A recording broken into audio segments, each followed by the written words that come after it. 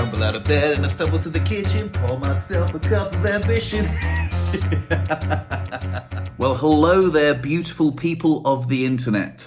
I have got myself a job. He's only got himself a bloody jobby. So it's my first job since I became paralysed. So I working 9 till 5. What a way to make a living. Have been out of work for nearly 4 years. I'm almost ashamed to admit that, to be honest. It's a long time, and I am returning to the workforce, and I'm absolutely thrilled about it. I've got myself a job at a place called SCI Gonzalez, which is a hilariously named ski transfer company that just down the road from me. And I'll be working in customer service. So I'll be like answering the phone, writing emails and stuff, which I think personally is a role I will thrive in, because customer service, I'm like pretty good with people. I think, you know, stick me on the end of the phone and be like, make your day, wouldn't it? Hello mate, how you doing? You want some customer service? Here you go. I don't really know. I've never worked in the role before. I don't know what makes me think I'll be good at it, but these guys think that I'm going to be good enough at it to offer me the job.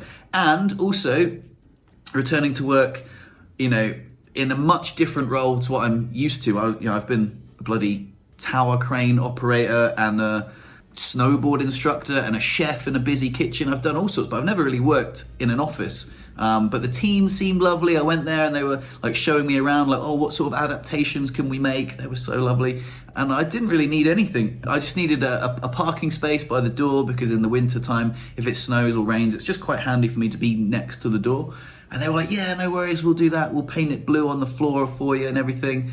And I was like, oh, this is so cool. And all the team seemed really lovely. And I was like, oh, I'm going to be bloody working. Oh, I'm so stoked. I'm so stoked. Oh, yeah. I was so nervous about returning to work.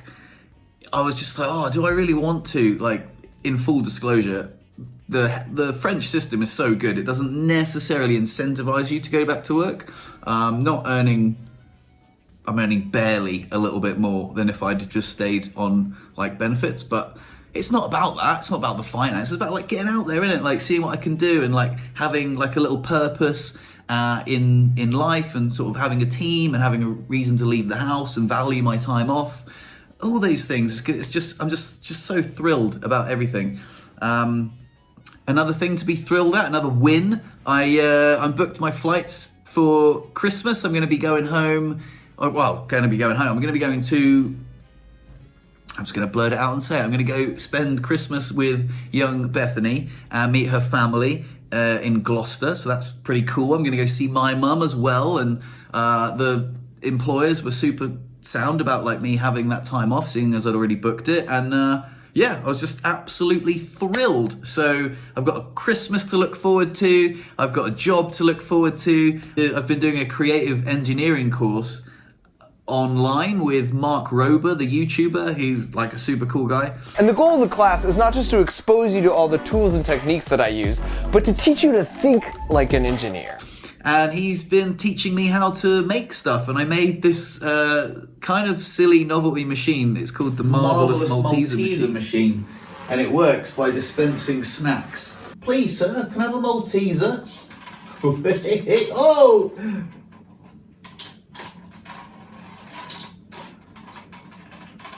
Oh, thank you. It sounds a bit silly, but it was very challenging. It took me a long time to learn to like write code, to program a little servo arm to move. That was pretty stressful. Like it took so long to do, but you know, it's a little thing, it's a little hobby, and it got my mind thinking like an engineer about how stuff is made.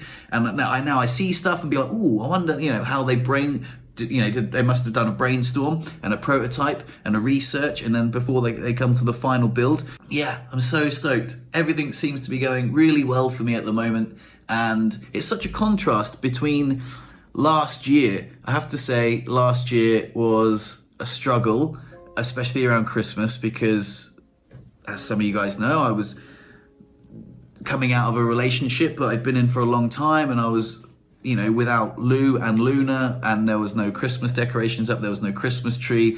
Facebook memories were like, oh, hey, remember this time last year, you know? And I was just like, yeah, I do. Yeah, it's a lot different now. Thanks for reminding me. There's no, you know, loving partner or dog or Christmas tree, and it was really sad. And then even like that time over the winter was like quite a struggle for me. And you know, I documented it on this channel. I was a little bit sad about like not finding romance, thinking, oh, I was undateable and that no one's ever gonna, you know, love someone in a wheelchair. And then, you know, fast forward a year and look at me. I've only got a bloody job and like you know, a lovely lady in my life. And, you know, there's just so much, like, I think it just comes back to the running theme throughout my channel is stuff is hard until it's not, you know. I know, so Christmas time is pretty tough for me because 3 years ago, this was the time of year where I was really struggling in the deepest depths of despair. I was going through a lot of suicidal thoughts, and yeah, I really was, you know, was seriously considering ending my own life because I was just deeply depressed about, you know, my injury and my new life and what it was going to look like. And every time something challenging comes up, like I always seem to solve the problem and move on. And so I know for a fact that there are people watching this video that are struggling with suicidal thoughts. You guys have reached out to me personally, so I'm speaking to you right now. I'm saying that like things do get better. So I remember thinking just a few months after I decided, you know, not to follow through with the decision I would ultimately regret, that life was amazing. I moved house, I moved to this beautiful apartment, the coronavirus hit, which was bonkers. Like I would never have got to see all that. And you know, things happened, like Luda grew up and I got to train her and all sorts of stuff. And I don't know, every single, like this time last year, I was not desperately depressed. I was just very sad. I was pretty melancholy and I had a little mental health dip. And I was thinking, am I ever gonna, you know, find romance and love again, you know? And what do you know? Look, so I guess what I'm saying is just be patient, and you know, if you are struggling, life does get better. Just got to be patient. Yeah. So for those of you that needed to hear that, just be strong. And for everyone else, I'd just like to celebrate my win with the world. And I think I was due one. So I'm pretty happy, pretty stoked. And that's it. Anyway, that's my little waffle for the day. As always, love yourselves and each other. Peace. Yo, for those beautiful people that have stuck around to the end of the video, just a quick announcement. New podcast is out called Fun Employed. I talk more about my job. There's other videos should pop up on the screen right now. The unedited version of Malteser Machine.